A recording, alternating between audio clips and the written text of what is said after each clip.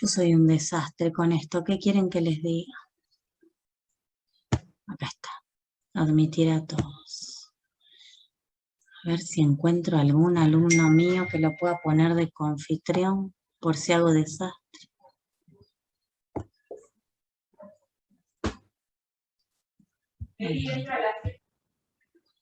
Bien.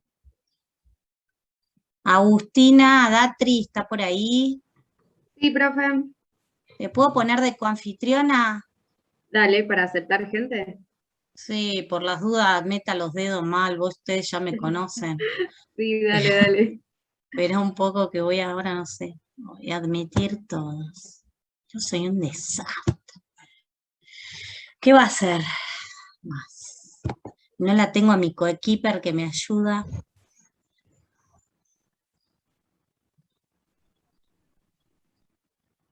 Coanfitrión.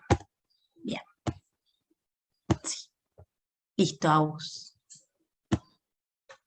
Bueno. Yo los que voy viendo les voy poniendo... Ah, ya le pusiste vos, pero por ahí no los veo. Bueno, chicos, vamos a empezar entonces el día de hoy, en esta tarde, a ver un grupo de virus que es muy importante para ustedes como odontólogos. ¿Se ve la presentación ahí? Sí, profe. Bien. Bueno, vamos a empezar con un grupo de virus que son muy importantes a nivel odontológico porque la mayoría de sus manifestaciones son en cavidad oral y porque ustedes lo van a ver con frecuencia en el consultorio. La familia Herpetoviridae, Herpetovirinae, cualquiera de las dos formas es correcta, con sus subfamilias. Son los herpes virus. Este tema, chicos, es un tema importante que seguro van a tener preguntitas en los exámenes, tanto parciales como finales. Así que léanlos bien y después, si tienen alguna duda, me preguntan al final o también la pueden llevar a los prácticos, como ustedes quieran. Bueno, familia de herpes virus. Dentro de las características generales que vamos a tener es que son virus que van a ser virus ADN de doble cadena. Ustedes ya vieron en la parte de generalidades de virus que los virus dentro de la estructura pueden tener distintas partes. El core es donde va a estar el material genético y que pueden ser ARN o ADN. En este caso son virus ADN de doble cadena. Van a tener una cápside de simetría cúbica icosaédrica, un tegumento y una envoltura doble. Saben que no todos los virus son envueltos. En este caso son virus envueltos. Tienen una prevalencia muy alta en la población. En edad adulta encontramos que gran parte, la mayoría de la población, ha tenido contacto con el virus herpes.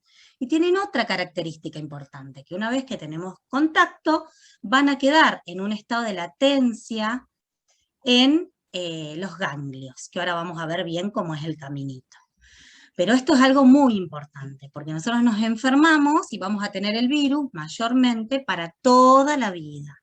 Entonces, ante determinadas circunstancias que vamos a ver ahora, pueden reactivarse y volver a aparecer el cuadro clínico.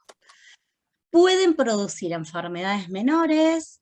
Si yo les pregunto a ustedes, la mayoría ha tenido algún herpes simple en el labio, sobre todo antes de venir a rendir o cuando están muy expuestos al sol, ante situaciones estresantes, se hacen un montón de vesículas en el labio que aparecen, después cicatrizan, desaparecen y vuelven a aparecer cuando se reactivan. Enfermedades menores o enfermedades más graves, que sobre todo vamos a ver en el grupo de citomegalo, en el grupo de Epstein-Barr, vinculados a inmunodeprimidos o a neonatos o a bebés recién nacidos que pueden producir cuadros incluso mortales. Están muy vinculados con la inmunosupresión. Van a ver ustedes cuando el doctor Arancegui les dé HIV, que es muy común que estos pacientes tengan virus herpes, entre otros tantos oportunistas que van a van a poder ir viendo.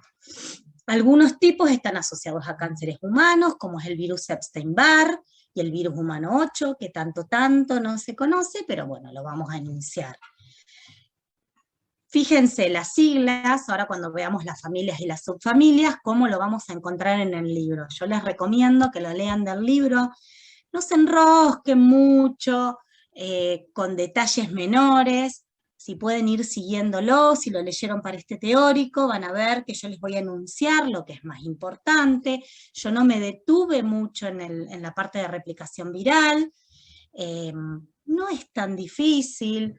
Ustedes van a ser odontólogos, o sea que cuando lean la parte de replicación de virus herpes, sepan, ahora vamos a ver, vamos a anunciarlo brevemente y someramente cuando pongamos el dibujito que les puse de los virus herpes. Ahora lo vamos a ver. Decía que algunos están asociados a cánceres, que hay algunos fármacos que pueden utilizarse, que inhiben un poco la replicación viral, pero con una sensibilidad moderada, ya lo van a ver en farmacología. La transmisión es humano a humano, generalmente por las lesiones, y en algunos casos por distintos fluidos, incluso por la secreción que tenemos adentro de estas vesículas. Piensen que dentro de este grupo tenemos varicela, herpes simple, citomegalo, zóster. Entonces, acá estamos hablando en general. Esto es un poco lo que yo les decía antes, la característica como primordial de este grupo de virus es que van a permanecer latentes con una persistencia viral y que ante determinados agentes desencadenantes van a reactivarse.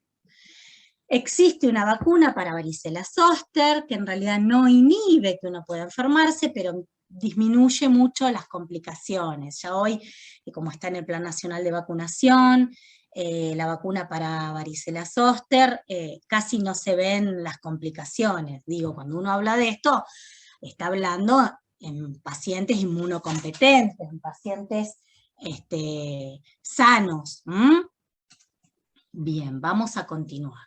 Dentro de la familia Herpetoviridae o Herpetovirinae, cualquiera de las dos formas de nombrarlos es correcta, tenemos tres subfamilias. La familia alfa herpes viridae, la familia beta herpes viridae y la gamma herpes viridae. La familia alfa comprende los géneros herpes simples 1 y 2 y varicela zóster. Fíjense que si miramos acá, así los van a encontrar mayormente. Humano está en inglés, virus herpes humano 1, simple, acá me faltó la S, disculpen, uno va encontrando errores, el 1, el 2 y el 3, que es el que hace referencia al varicela zóster. Dentro de la subfamilia beta herpes viridae encuentran al citomegalovirus, al virus humano 6 y 7, herpes virus humano 6 y 7, citomegalovirus, voy a repetirlo muchas veces, asociado a muchas enfermedades congénitas, ya vamos a ver, con mucho riesgo en los bebés y en los que todavía no han nacido. Ya vamos a ver qué pasa con las embarazadas o qué pasa cuando se contagian, cuando nacen a través del canal del parto, pero vayan asociando el citomegalo con abortos y distintas patologías en los recién nacidos. Y por último, la subfamilia gamma herpes viridae, que vamos a tener el virus Epstein-Barr, lo habrán escuchado nombrar, produce mononucleosis infecciosa, entre otras tantas cosas, y asociado a enfermedad del beso, porque es de transmisión por saliva. Ahora lo vamos a ver. Y el virus 8, herpes virus 8. Tienen que conocer a la subfamilia a la que pertenece cada uno de estos géneros de la gran familia herpes viridae.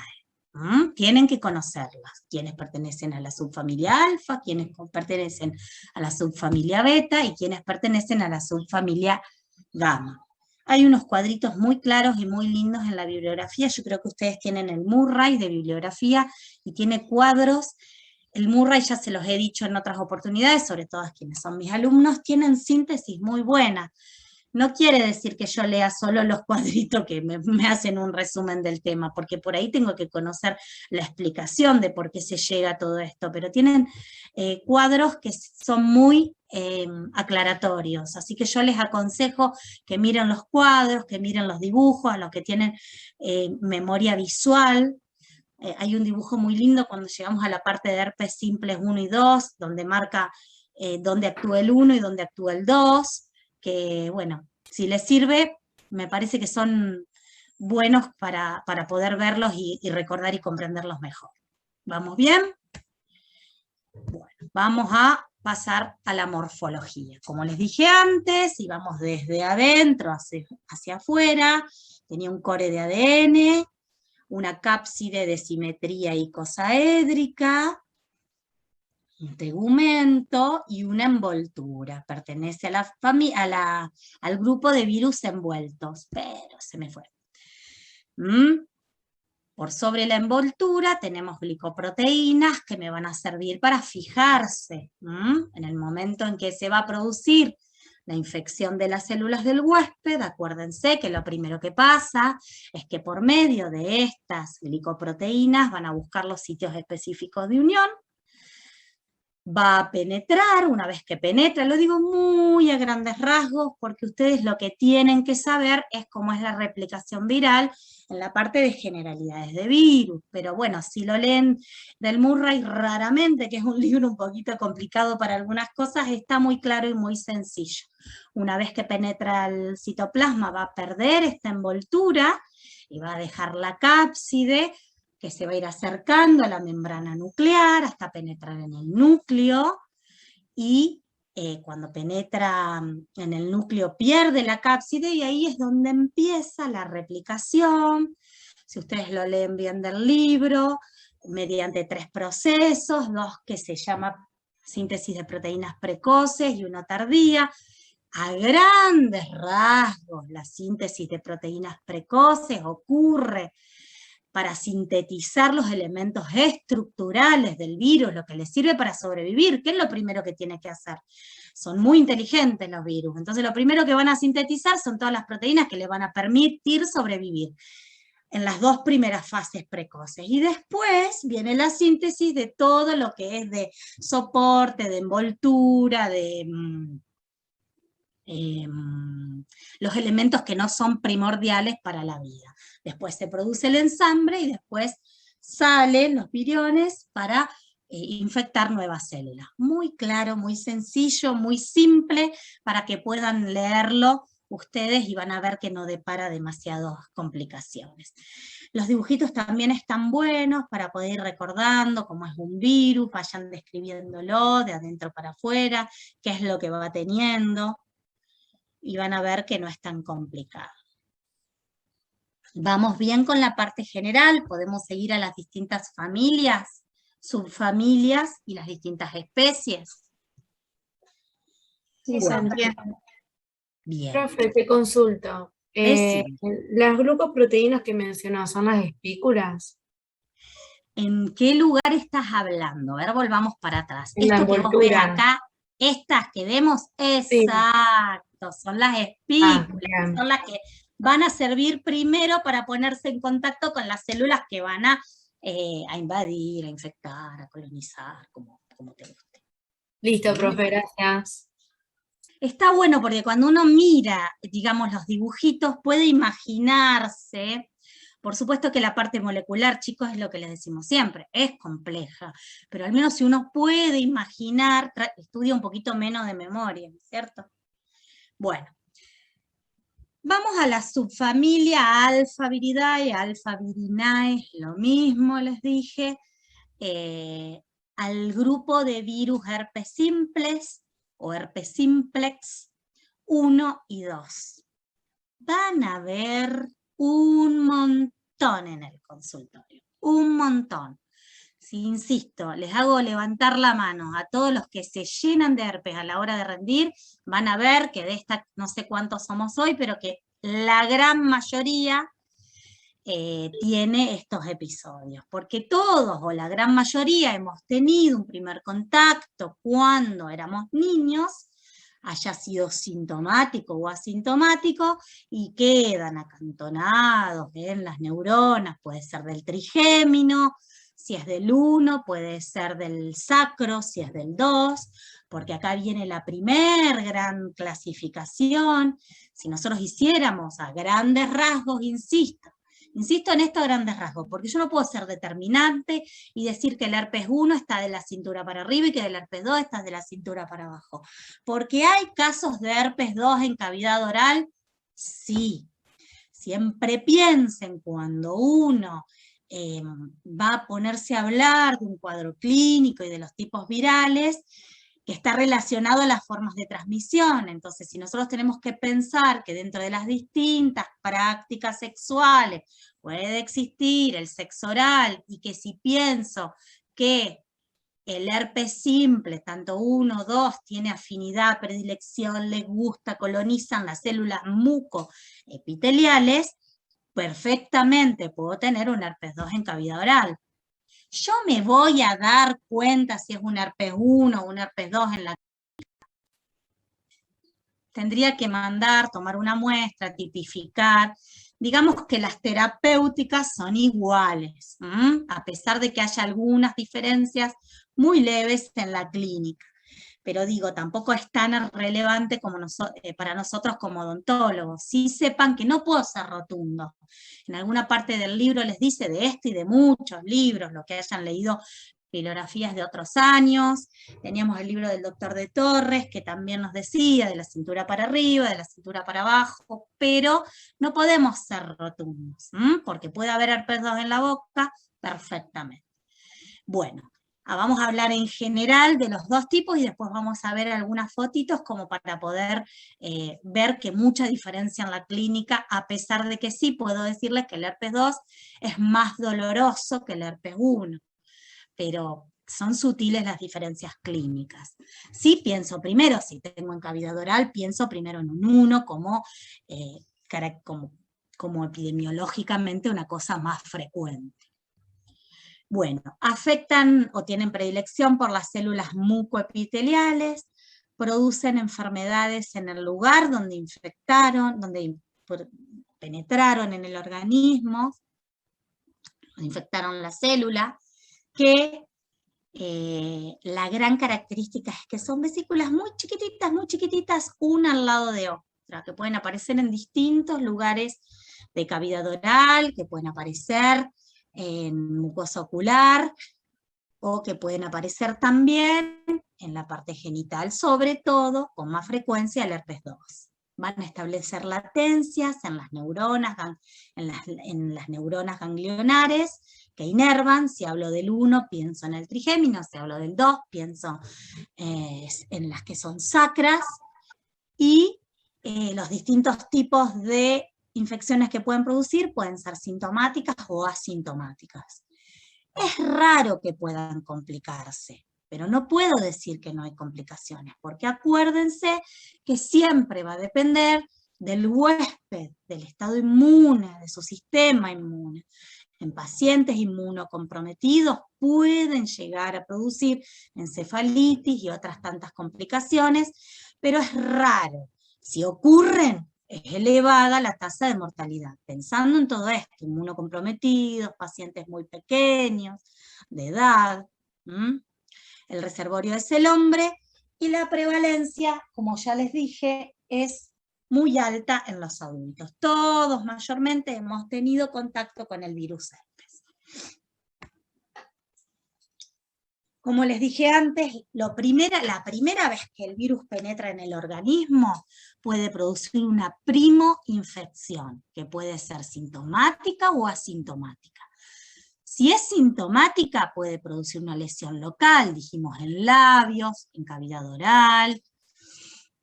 Incluso la doctora Scovich, ustedes, todo esto que nosotros vamos a dar ahora en microbiología, apuntando más al virus que a las manifestaciones clínicas, aunque también se las vamos a pedir y también se las vamos a mostrar, las van a profundizar las lesiones elementales y todo esto lo van a profundizar en estomato 1 y estomato 2. Como la mayoría de los docentes somos odontólogos y nos parecen temas muy importantes, siempre hacemos mención y mostramos fotos, aunque no tengamos casuística, porque somos una materia muy teórica, siempre tomamos de distintas bibliografías para que ustedes puedan ver imágenes, porque primero sabemos que a ustedes les va a gustar más la clínica, porque sabemos que es importante que lo vean y para que puedan recordar mucho mejor. Pero recuerden que ustedes tienen que conocer las características del virus, ¿no? Y los diagnósticos, porque estamos en microbiología. Bueno, vuelvo atrás. Este primer contacto que el virus va a tener con las células que va a infectar, en este primer contacto puede dar manifestaciones clínicas, ser sintomáticos o puede ser asintomático. En un porcentaje muy elevado es asintomático. Pero si produce síntomas puede dar en el lugar donde penetró, por ejemplo, si yo compartí un mate con alguien o si le di un beso a una persona y estaba justo con su periodo de replicación viral y me contagió. Puede producir la lesión ahí en el labio o donde sea que penetre el virus, o puede producir, como ocurre frecuentemente en los niños pequeños, gingivoestomatitis herpéticas. Y créanme que van a consultarles las mamás en el consultorio porque los bebés se ponen muy molestos, muy inquietos, con gran babeo, con la boca llena de lesiones, es doloroso. Y bueno, más allá que después en estomatología le van a dar las recomendaciones de lo que yo tengo que decirle a esa mamá, yo no me voy a meter en tratamientos, sí les voy a mostrar algunas fotitos, porque es común que puedan estar consultándole las mamás cuando los bebés tienen esta infección como una gingivoestomatitis herpética. Gingivoestomatitis no produce solo el virus herpes, pero hoy vamos a hablar de la gingivoestomatitis herpética. Dijimos que una vez que producía esta primera infección, sintomática o asintomática, iba a ir a las neuronas, iba a estar acantonado en un estado de latencia, sin replicarse, hasta que después, por algún factor externo o interno, como puede ser, yo ya les dije, situaciones emocionales de estrés muy fuerte, una situación de examen, yo me llenaba, chicos, de herpes, yo rendí microbiología, todavía me acuerdo con el esposo de la doctora Perla, los que son recursantes la han conocido, la doctora Perla era la jefa de cátedra hasta principios del año pasado, con un herpes así florido, divino, que el doctor, yo le hablaba de microbiología y me miraba el herpes así, me dijo, ¿podemos tomar una muestra? Porque me llenaba de herpes. Claro, son situaciones tan estresantes que hay una inmunodepresión, aunque sea leve o pequeña. Pacientes que por determinados factores estén inmunodeprimidos. Cuando yo hablo de inmunodepresión, no pienso solo en HIV, pienso en pacientes que tienen cánceres, pacientes que están sometidos a radioterapia, a quimioterapia. Y acá vale otra cosa importante, si yo conozco que todas estas patologías pueden aparecer en pacientes que vayan a ser sometidos a terapia radiante o quimioterapia, pacientes con cáncer, puedo anticiparme y puedo decirle, ustedes van a ver que cuando un paciente vaya al consultorio odontológico le diga, mire doctor, a mí me manda el oncólogo porque tengo cáncer y tengo que hacerme, o cuando ustedes diagnostiquen un cáncer en el consultorio, van a poder anticiparle y decirle de qué manera prevenir, o de qué manera tratar, o de cómo cuidarse, porque estas lesiones seguramente van a aparecer. Y realmente son muy sintomáticas, sobre todo en estos pacientes. Hay mucho dolor, hay gran molestia, como ocurre también con las micosis. En los trabajos prácticos ustedes están dando hongos y van a ver que tienen que anticiparse todas estas cosas a los pacientes que van a recibir terapia o que tienen cáncer.